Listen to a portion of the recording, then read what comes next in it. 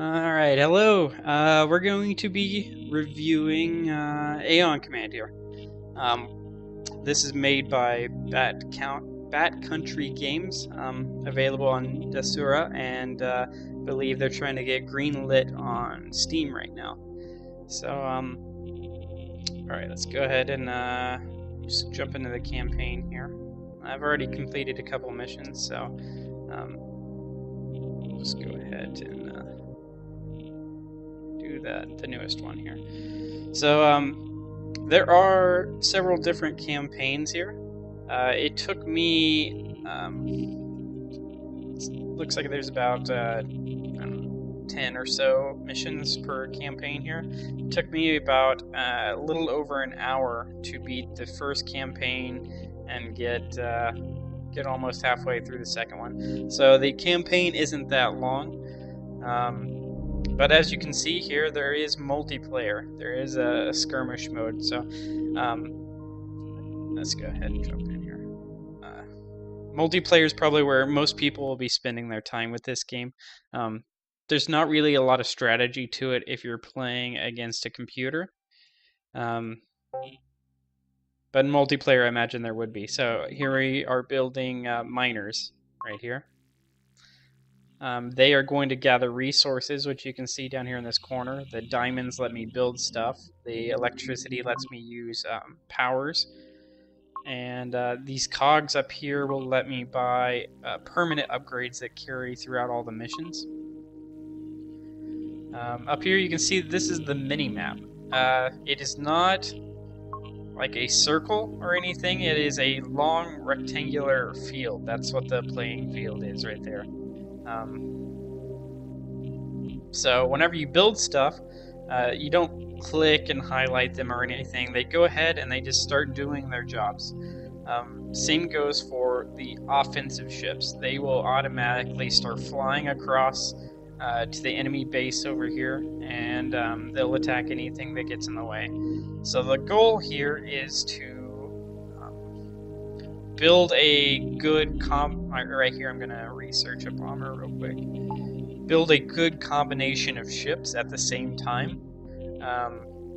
See, it looks like he's starting to build some offensive ships there.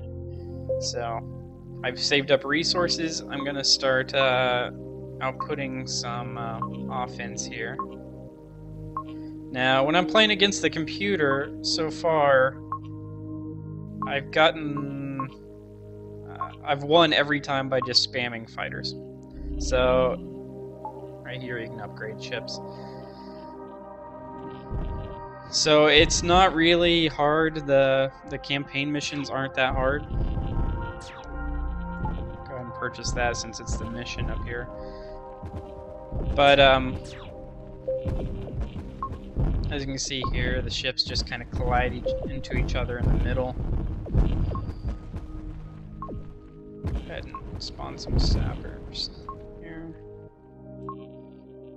These blow whenever something blows up. These can drop, so you do have to pay attention to the fighting, which I believe is mostly why everything's automatic.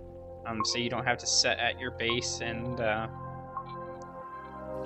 you know, keep an eye on all your miners and everything. You can watch the actual fight.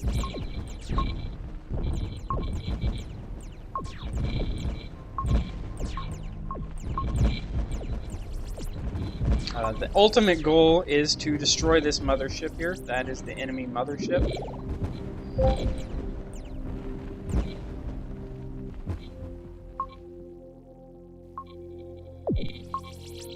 One thing that really bothers me is that I can't use the arrow keys to move the map back and forth. I have to either click up here or click and drag left or right. It's just kind of a minor thing, but it is a little annoying. So hit those guys. So that power right there makes them attack faster. Mainly just doing it for the mission.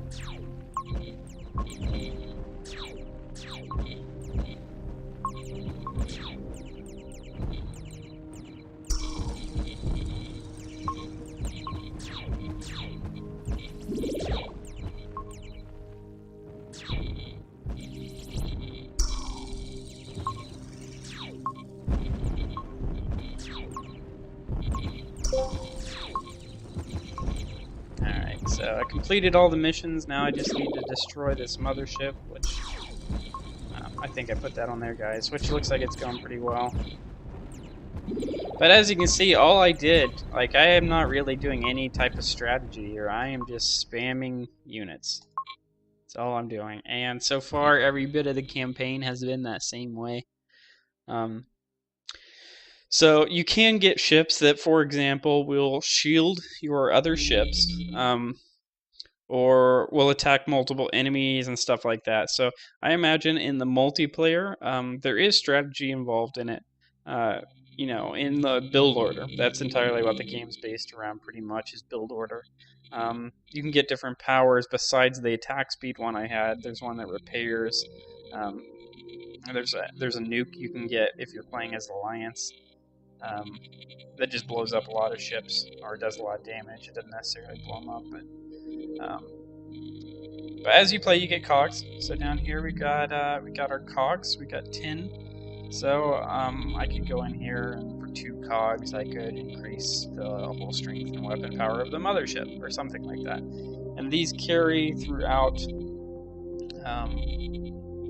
all of the missions. So, for example, here I want to generate metal faster so I can build more ships. That will carry out no matter what faction I'm playing as. There is a campaign, or a skirmish mode, and a multiplayer mode. You see here, it does not look like there are any games in multiplayer, so I don't know what the community for this is like. I imagine once it gets greenlit on Steam, the community will grow a lot. But as you can see, the game's pretty simple, but it can have a lot of strategy involved if you're playing multiplayer. The graphics are well made. The sound is well made, although it's just you know, kind of the standard space music as you're hearing right now. But yeah, I would recommend buying it. It's not a bad game. Hopefully it gets green lit and they can expand on it a little more, because I think there definitely could be a community build up for the multiplayer. But if you enjoy this interview, please go to lastgamestanding.com, and that's where we'll post all of our different reviews on indie games. We'll also post any new bundles or you know, deals, really good deals that we find on any indie games there. So check it out. Thanks.